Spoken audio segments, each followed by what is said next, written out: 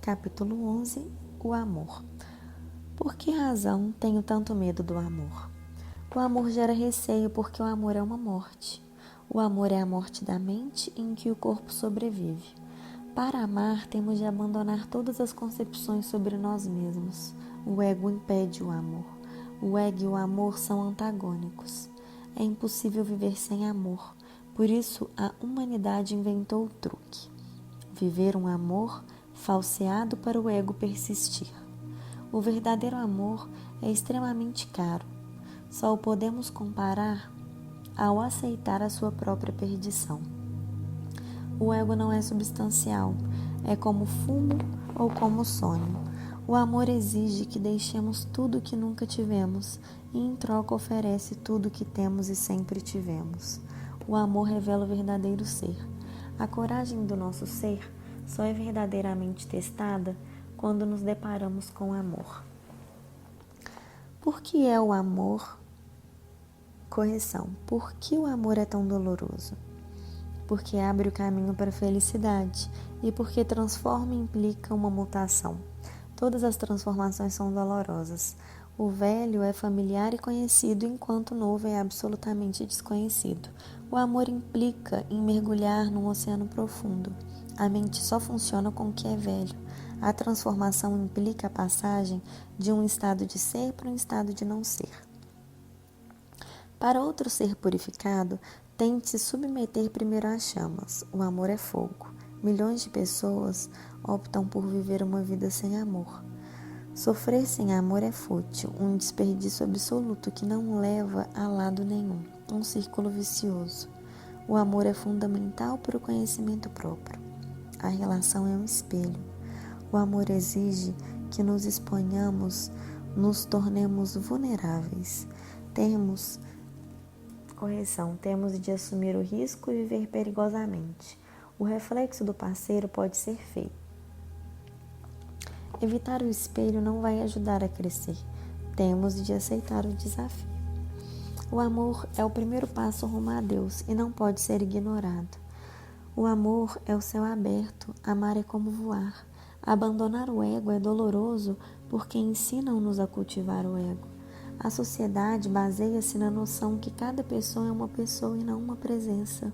O amor é uma escada que começa numa pessoa e acaba na totalidade absoluta. O amor é o princípio e Deus é o fim. O homem moderno vive enclausurado na cela escura do narcisismo. Existem problemas criativos que levam a uma elevação do nível de consciência e existem problemas que limitam a aprender a pessoas a um estado de confusão interna. O amor cria problemas criativos. É preciso enfrentá-los, vivê-los e ultrapassá-los. Se não envolvemos no amor, ficamos presos em nós mesmos. O amor requer níveis de coragem que não se encontra no homem atual. Daí o interesse generalizado no sexo, porque o sexo não envolve risco, é momentâneo e não implica envolvimento profundo. O amor pode resultar no envolvimento para toda a vida, mas para tal requer intimidade.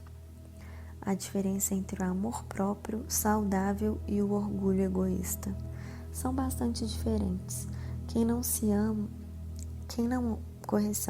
ama a si próprio nunca será capaz de amar outra pessoa. A primeira onda de amor tem de se formar no seu coração.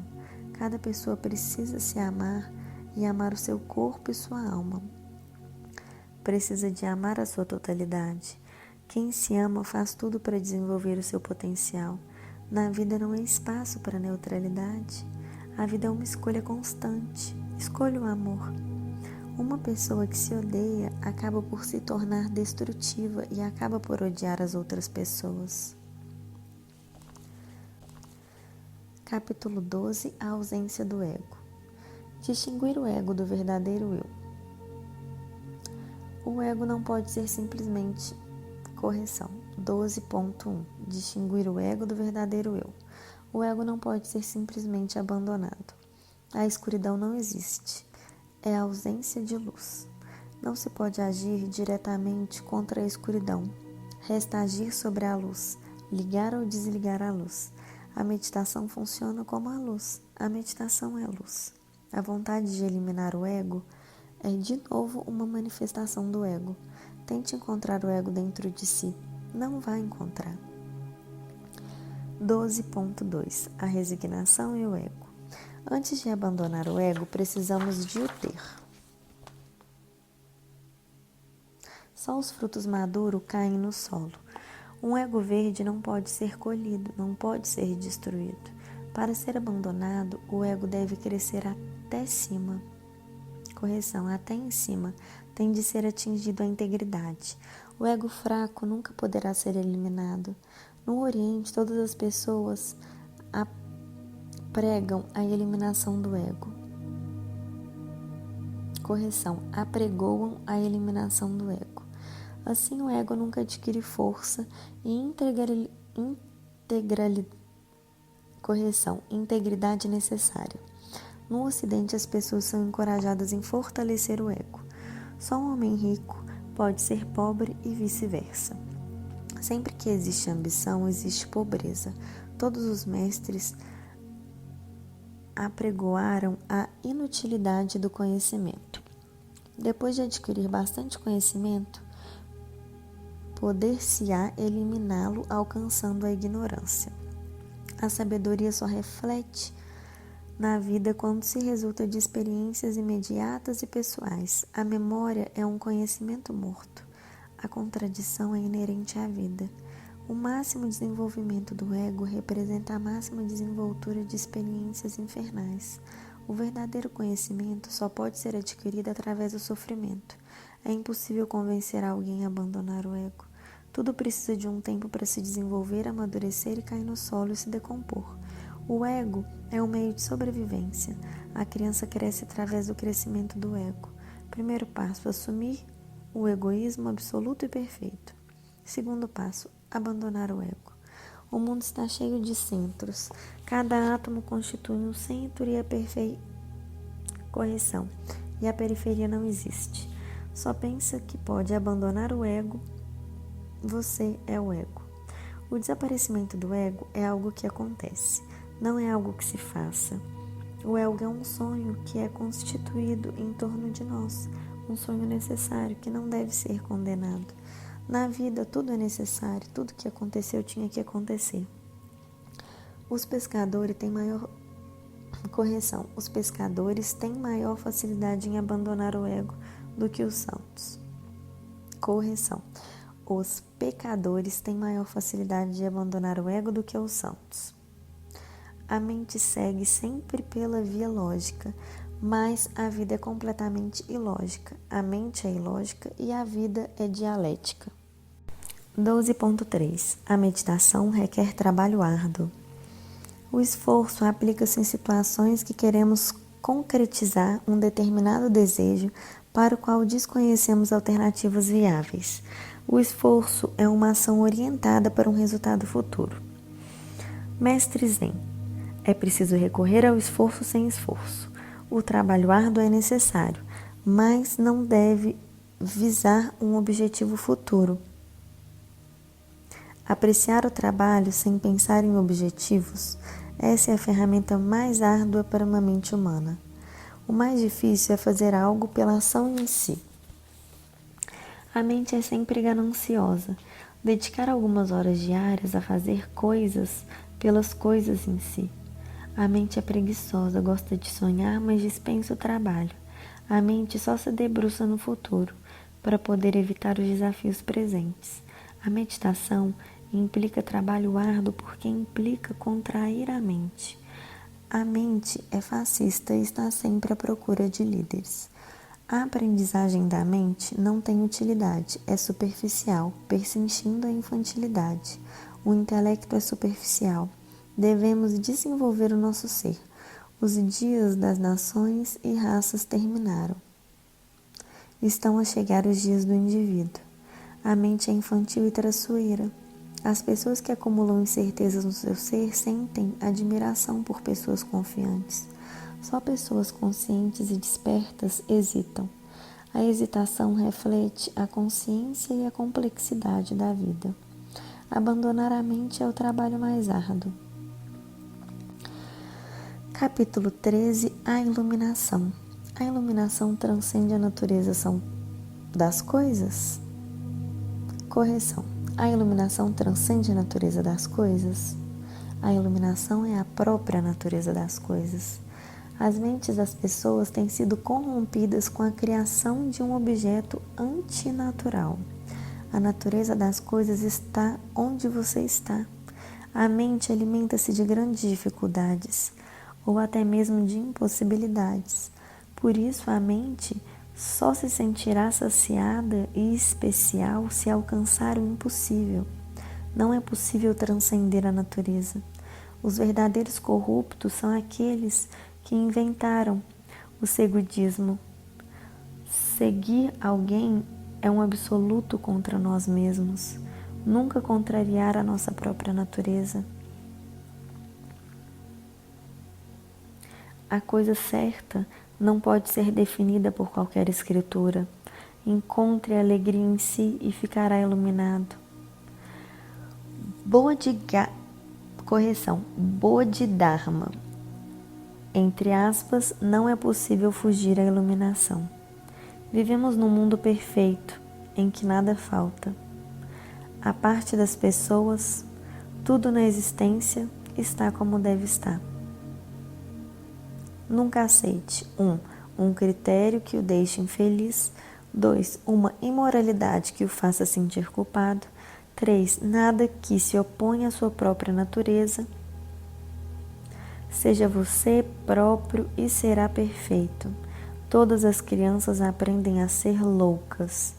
Uma pessoa saudável acaba sempre por ser odiada. O ciúme é uma forma diluída de ódio. A iluminação requer um espaço e uma altura especial para acontecer? Todos os espaços transbordam divindade. Não existem especificadamente locais sagrados. A iluminação não acontece, não é acontecimento, é um reconhecimento.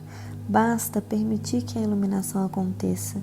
É uma questão de permissão e não de espaço ou altura. A iluminação pode ocorrer em qualquer altura e em qualquer lugar. A iluminação está sempre disponível porque ela não é exterior. Quando os pensamentos desaparecem, a iluminação surge de dentro. O medo da iluminação. Existem vários medos e não um único. Se quer viver iluminado, tente se submeter a uma morte psicológica. Passamos a identificar-nos com algo que não somos, a mente e o ego.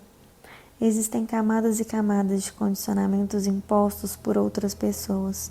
Existe um grande número de pessoas entre o seu verdadeiro eu e o seu falso eu. Os nossos pais fizeram de nós uns hipócritas, mas foi com boas intenções. A sua personalidade substituiu a sua individualidade. O passado é um conjunto de recordações emprestadas. Temos de nos libertar do passado na sua totalidade. Depois é natural sentir-nos perdidos. A partir desse momento, podemos partir à descoberta. Vamos à descoberta num território novo, por isso surge naturalmente o medo. A iluminação é a morte da personalidade para que a individualidade reprimida possa crescer e desabrochar. O ego não pode ser iluminado. Tal como a escuridão não se pode se tornar luminosa. Podemos ser iluminados, mas não podemos desejá-lo. A iluminação não deve ser alvo de desejo. Então, se deve fazer? Correção. Então, o que se deve fazer? Comece por descansar as suas... Correção. Comece por descascar as suas camadas. Quando se descascam todas as camadas, encontram-se o vazio, a iluminação. Desejar a iluminação é acrescentar uma nova camada. Você veio para este mundo para ser iluminado. Para alcançar a iluminação, temos de mudar. Sempre que se deparar com medo, contrarie-o. A iluminação não é algo que lhe seja acrescentado.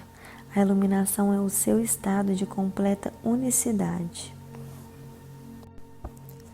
Capítulo 14. A vulgaridade. 14.1. Ser iluminado é o fenômeno mais vulgar que existe. Você cria muitos obstáculos. Primeiro ergue os obstáculos para depois os derrubar. Faz isso para se sentir superior. Não existe nenhum obstáculo, mas o ego não fica satisfeito com a ausência de obstáculos. Basta ser simples e inocente para que toda a existência se abra perante nós. A realidade está sempre aberta. Você está fechado e sua mente está ocupada. O Nirvana não é nada de especial. A mente anseia por algo especial, por isso cria céus e paraísos. A noção de especial é o que nos faz ficar parados, movendo-nos entre desejos. Mas esse tipo de movimento não é progressivo, é circular. A iluminação pode acontecer imediatamente, desde que o desejo de atingir não esteja presente. Ser vulgar é maravilhoso. A vulgaridade leva ao desaparecimento da tensão e da angústia. Ser vulgar é ser misterioso devido à simplicidade inerente. Para mim, a meditação é uma divisão ou um jogo. Para si, a meditação é um trabalho. O trabalho está orientado para um determinado fim e não é suficiente só por si. Em si, é insignificante. A diversão não tem qualquer objetivo. A diversão é o objetivo em si. A diversão não tem um propósito. Por isso é que só as crianças sabem brincar. Com o envelhecimento, as pessoas começam a exigir um propósito e uma razão para se divertirem. O trabalho é tempo, a diversão é intemporal. A meditação deve ser um divertimento, não deve ser orientada para um determinado fim. Sem desejo, o tempo desaparece. Você vai passando de um momento de eternidade para o outro. 14.2. O que é a inocência? Ser inocente implica viver uma vida simples? A inocência é um estado de consciência sem pensamento, a ausência de mente. Parar de lutar e começar a fluir com a vida. A mente resiste porque o ego desenvolve-se através dessa luta. A mente deve a sua existência ao ego. Se o ego desaparecer, a mente enganadora também desaparecerá. Viver do passado é viver uma vida de reação. A superioridade só pode ser provada através da mentira, porque a existência não conhece seres inferiores ou superiores. A pessoa inocente renuncia à luta e não está interessada em ser superior ou provar que é especial. A inocência é o desaparecimento de, entre aspas, eu. As pessoas perdem-se em imitações. Um imitador não pode ser simples. A inocência não tem qualquer objetivo. Se tiver algum objetivo, nunca conseguirá ser inocente. Terá de ser esperto, mantreiro e manipulador. Pare com as imitações.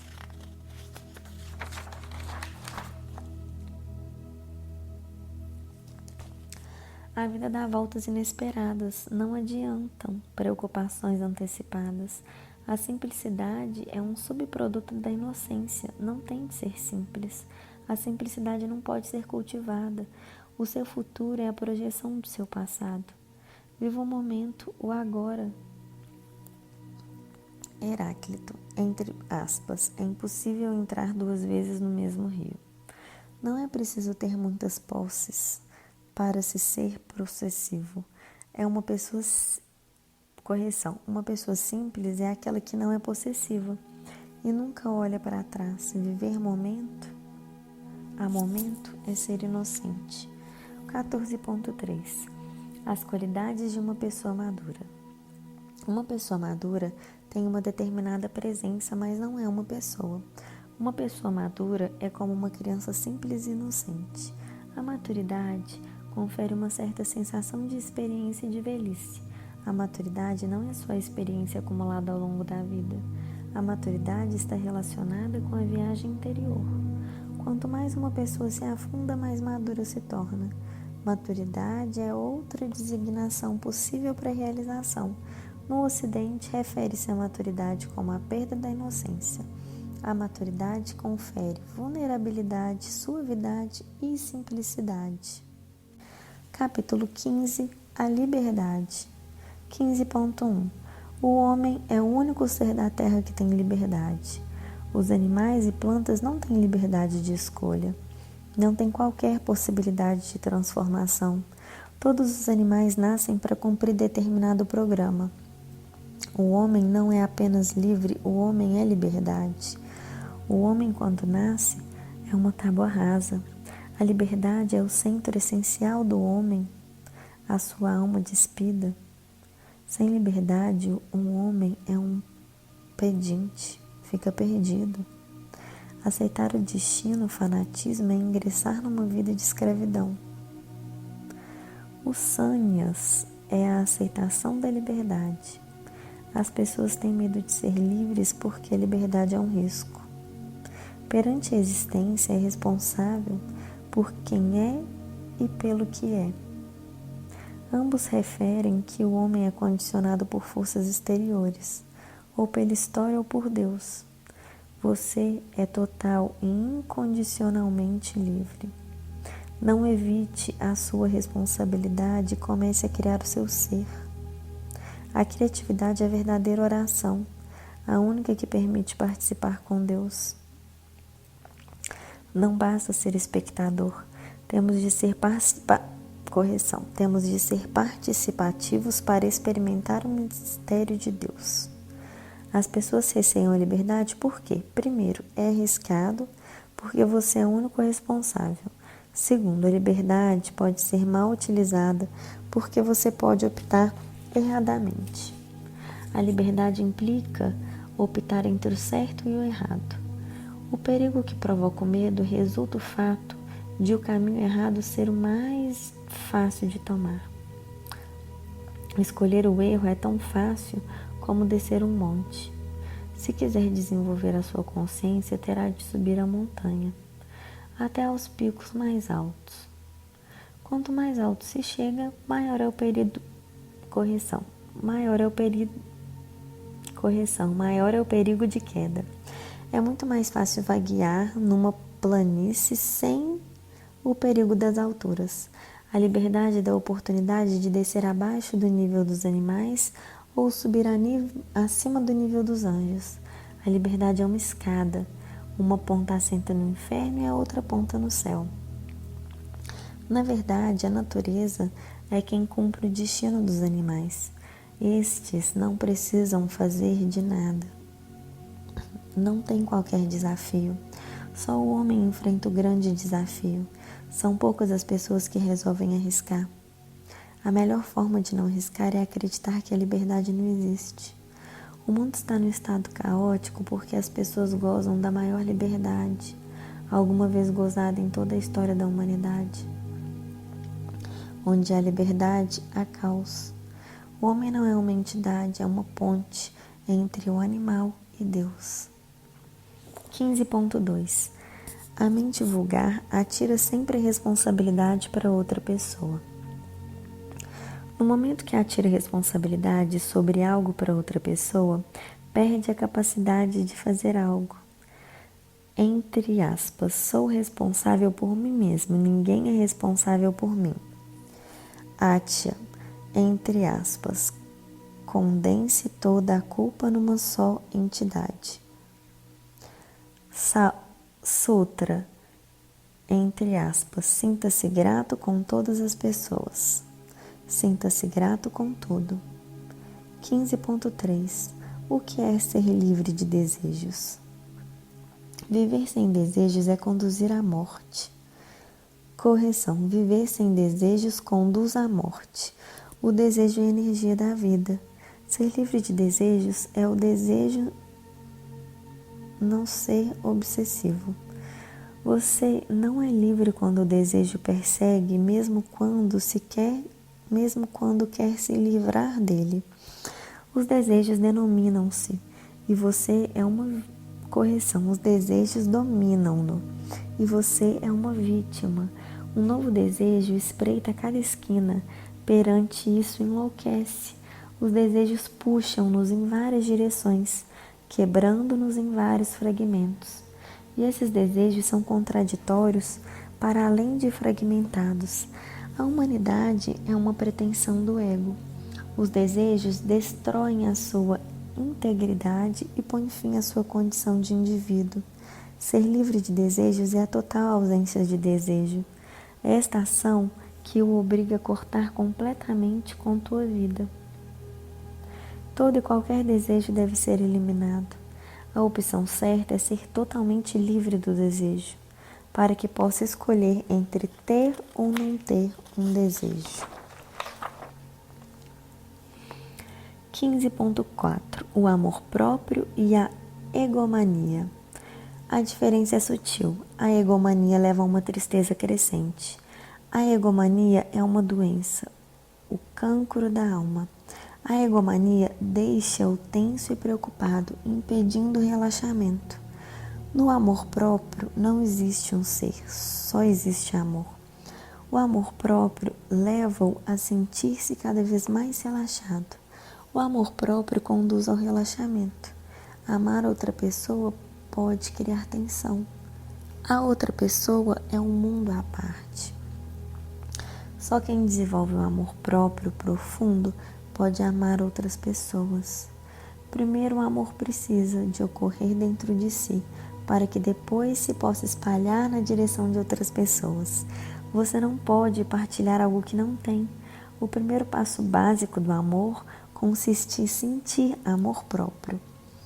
O, entre aspas, eu e o, entre aspas, teu só existem juntos. O, entre aspas, eu pode existir em duas dimensões. O, entre aspas, eu isto e o, entre aspas, eu tu. O, entre aspas, eu isto consiste em você, a sua casa, você, o seu carro, você, o seu dinheiro. Este, entre aspas, eu isto é praticamente um objeto, não é consciente, é um adormecido. Você transforma-se naquilo que ama. O amor é alquímico. Não ame as coisas erradas porque vai transformar-se nelas. O, entre aspas, eu tu cresce quando se ama outra pessoa. Se você ama uma pessoa, você transforma-se numa pessoa. No amor próprio não há espaço para o, entre aspas, isso e para o, entre aspas, tu. O, entre aspas, eu desaparece. O, entre aspas, eu é a figura e o, entre aspas, isso e o, entre aspas, tu, o campo em que se desloca. Quando o ego desaparece, você passa a permitir que os outros sejam eles próprios, oferecendo-lhes total liberdade. O ego é uma prisão para si e para sua vítima, mas o ego pode enganá-lo. É astuto e move-se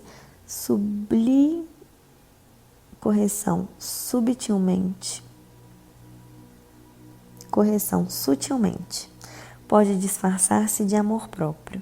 O ego é bastante enganador e encontrou justificações e raciocínios para o apoiar em todas as circunstâncias. O seu verdadeiro ser é transcendental. Não é entre aspas eu, nem entre aspas tu. Quando todos os rótulos são removidos, a única coisa que sobra é o verdadeiro eu. E o verdadeiro ser é tanto seu como dos outros. Não existe nenhum eu nem tu, existe algo, alguém, alguma energia, sem limitações e sem fronteiras. De lá viemos e para aí voltamos, para desaparecer.